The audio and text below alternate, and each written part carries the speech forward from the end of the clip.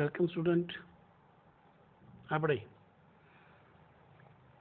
Next question તરફ જઈએ.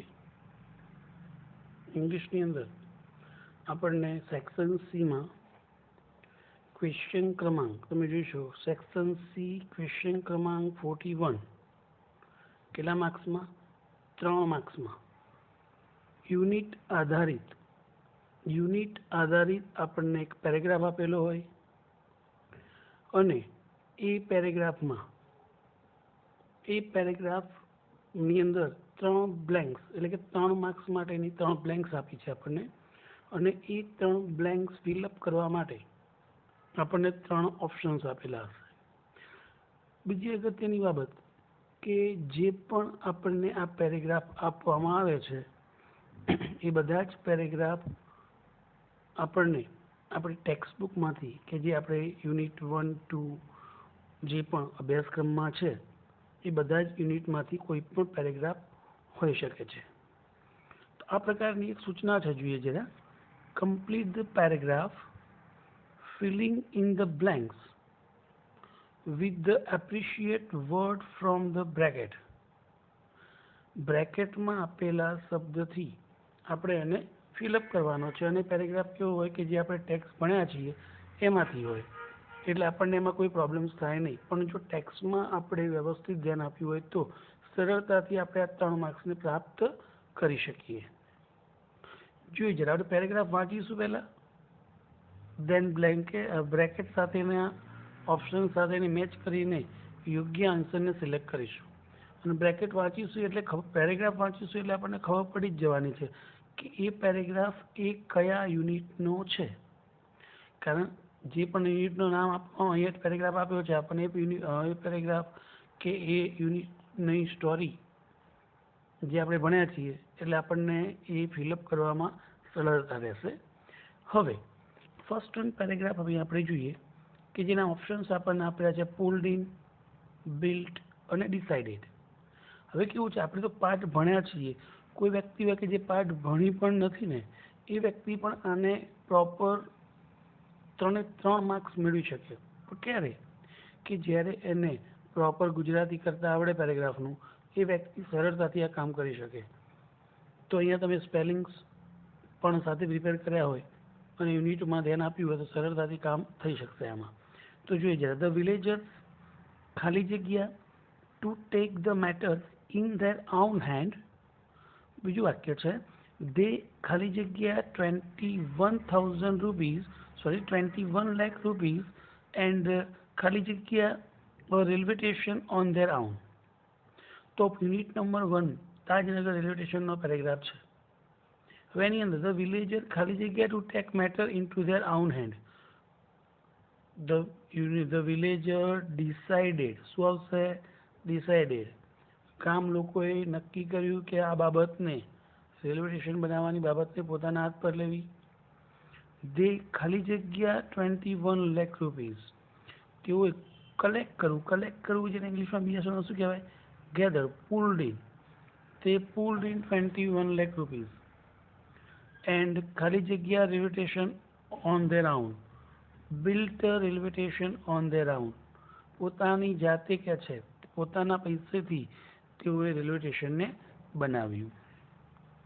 Next paragraph પણ unit 1 story number 3 Palakkad district library. લખ્યું છે પલક્કડ ડિસ્ટ્રિક્ટ લાઇબ્રેરી ખાલી જગ્યા એઝ અ ટોલ, ખાલી જગ્યા ટોલ એઝ અ ખાલી જગ્યા ટુ એન્કરેજ વુમન ખાલી જગ્યા through the classes, club, workshop and reading room. તો પલક્કડ ડિસ્ટ્રિક્ટ લાઇબ્રેરી સ્ટેન્ડ્સ એટલે બનેલું હોવું, રહેલું હોવું.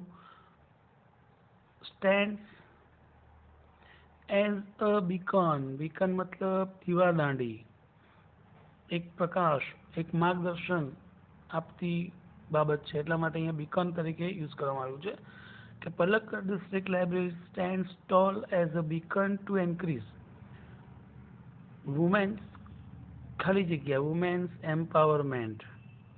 સ્ત્રી સશક્તિકરણ માટે તે એક દીવાદાંડી સ્વરૂપ ઊભી રહેલી છે. ત્યારબાદ છે નેક્સ્ટ પેરેગ્રાફમાં નેક્સ્ટ વન પેરેગ્રાફમાં the next day the court was ખાલી જગ્યા વિથ પીપલ, ખાલી જગ્યા to watch Robert in the witness box, counsel Goyal was ખાલી જગ્યા point to till the last moment. તો પેરેગ્રાફ રીડ કરતાં જ ખબર પડે કે યુનિટ નંબર 1 ધ હ્યુમન રોબોટનું આ પેરેગ્રાફ છે. એ એટલા માટે તરત જ આપણે જોઈએ શબ્દોને, ટીકિંગ છે, ઓવરક્રાઉડેડ છે અને ક્લીન છે. ક્લીન મતલબ આતુર, એગર, ઓવરક્રાઉડેડ મતલબ ગીચ, અને ટીકિંગ કરવું મતલબ નોંધ કરવી, ટીક કરવી એમ. The next day the court was overcrowded. બીજા દિવસે કહે છે કે કોર્ટ જે છે એ ભરચક હતી, કોનાથી? લોકોથી. શા માટે? Keen two watch. કીન મતલબ આતુર હોવું, લોકો આતુર હતા. To watch a Robert in the witness box. Counsel Goyal was ખાલી જગ્યા ટીકિંગ, નોંધ કરવું. છેલ્લી ક્ષણ સુધી કોન્સલ ગોયલ જે છે એ મુદ્દાઓને નોંધી રહ્યા હતા.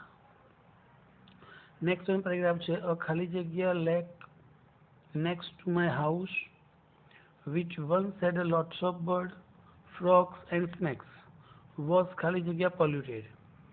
It led to the ખાલી જગ્યા of mosquitoes. તો આમાંથી પણ ખબર પડી જાય કે unit number interview with Arun Krishnamurthy, unit number 3.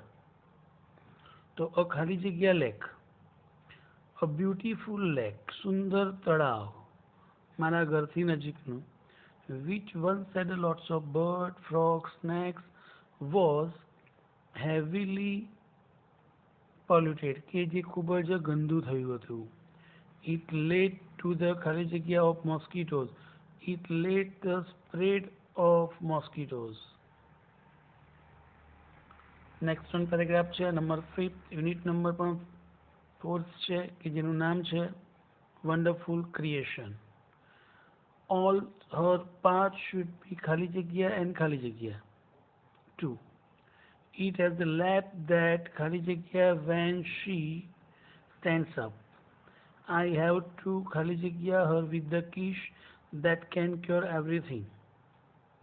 તો all her parts, એના બધા જ ભાગો should be movable and replaceable. આપણે શોર્ટ નોટ પ્રિપેર કરી હશે ત્યારે એમાં આવેલું short note, details of the wonderful creation. She has a lap that, એની પાસે કે છે કે ખોડો છે, that disappear, કે જે ખોવાઈ જાય છે, અદૃશ્ય થઈ જાય છે.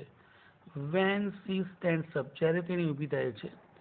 I have to endo, endo મતલબ give, put, offer, આપવું. I have to put her with a kiss that can cure everything. ભગવાન એમાં કહે છે કે મેં એને પ્રેમ વાત્સલ્ય આપ્યું છે કે જેનાથી એ બધો જ ઉપચાર કરી શકે છે. ત્યારબાદ unit number paragraph number 6. Paragraph number 6માં તમે જુઓ તો ધ બેઝિક ખાલી જગ્યા of black or gunpowder has ખાલી જગ્યા unchanged for centuries. It is a ખાલી જગ્યા of potassium nitrate, charcoal, sulfur in the ratio of 75 zam 15 zam 10 by the weight. હવે આ પેરેગ્રાફમાંથી પણ આપણને ખબર પડે કે આ paragraph unit number 5 playing with fire કે જેની અંદર આપણે જોયું કે એબાઉટ ધ ફાયરવર્ક્સ આપણે ચર્ચા કરી હતી કે જ્યાં આગળ આપણને ફાયરવર્ક્સ સૌથી વધુ ભારતમાં ક્યાં બને છે એ વિશેની પણ ત્યાં ચર્ચા હતી. તો સૌપ્રથમ કહે છે ધ બેઝિક ફોર્મ્યુલા, સૂત્ર, ફાયરવર્ક્સનું જે બેઝિક સૂત્ર છે, black powder or gunpowder has remain, remain એટલે રહેવું કહેવાય, હેઝ અનચેન્જ ફોર સેન્ચુરીઝ, વર્ષોથી જે સૂત્ર છે ફાયરવર્ક્સ બનાવવાનું એમાં કોઈ જ ફેરફારો આવેલા નથી અત્યાર સુધીમાં એમ. ઇટ ઇઝ અ ખાલી જગ્યા, તો it is a blend, blend એટલે શું? મિક્સર, મિશ્રણ આપણે કહીએ જેને વિજ્ઞાનની ભાષામાં. તો it is a potassium nitrate, શેનું બ્લેન્ડ છે? મિશ્રણ છે પોટેશિયમ નાઇટ્રેટનું, ચારકોલ, કોલસો અને સલ્ફર, જેને ગુજરાતીમાં આપણે ગંધક કહેતા હોઈએ. અને કયા રેશિયા, કેટલા પ્રમાણની અંદર? 75 જેમ 15 જેમ 10 બાય વેઇટ. આ પ્રકારે એનું એક સૂત્ર શેનું છે? ગન પાવડર ઓર બ્લેક પાવડર. ત્યાર પછીનો paragraph number 7. In many countries fireworks are not allowed to be used by ખાલી જગ્યા. આ પેરેગ્રાફ પણ આપણને યુનિટ નંબર 6 નો જ આપેલો છે. ઓનલી ખાલી જગ્યા display specially organise with the help of ખાલી જગ્યા અલાઉડ.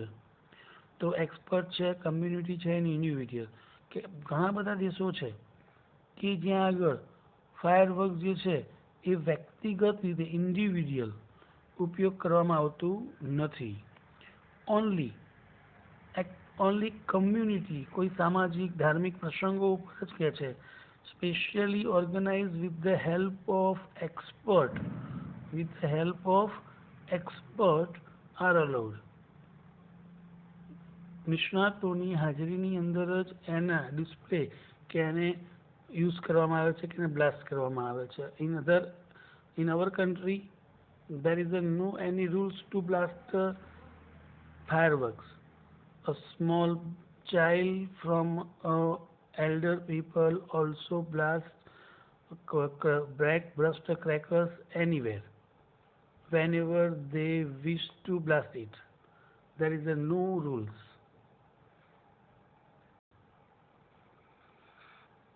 Next one paragraph જોઈએ તો આપણને યુનિટ નંબર 6 લેસન જોઈશું એટલે ખબર પેરેગ્રાફ જોઈશું એટલે ખબર પડશે કયા લેસનનો છે. I read first ખાલી જગ્યા later on read with the braille. I learned to write with the both ખાલી જગ્યા as well as braille typewriter. I was well on my ખાલી જગ્યા to becoming a well educated person. તો unit number 6 I love you teacher, કે જેમાં I first read the letter ઉપસાવેલા શબ્દો and later on the braille script. I learned to write with the both ખાલી જગ્યા both ordinary as well as the braille typewriter. બંને પ્રકારના ટાઈપરાઇટરો એને type કરતા આવડતા હતા. I was well on my ખાલી જગ્યા to becoming a well educated person. તો well path હું કહે છે શિક્ષિત થવાના એ કે યોગ્ય રસ્તા ઉપર હતી કે યોગ્ય દિશામાં હતી. તો આ પ્રમાણે અહીંયા મેં તમને 8 પેરેગ્રાફો સમજાવ્યા. તો આ પ્રમાણેના અન્ય પેરેગ્રાફો જે તમને આપવામાં આવશે એ તમારે ઉપરથી જે પણ પેરેગ્રાફ આ પ્રમાણે આપેલો છે એ તમારે ફિલઅપ કરવાનો રહેશે. બરાબર રીડ કરશો એટલે કોઈ પણ પ્રોબ્લેમ થશે નહીં. અને આ પદ્ધતિ આપણને બોર્ડમાં પણ આ જ પ્રમાણેની પૂછાવાની છે. તો આપણે પ્રિપેર કરવું ખૂબ જ જરૂરી છે. Thank you.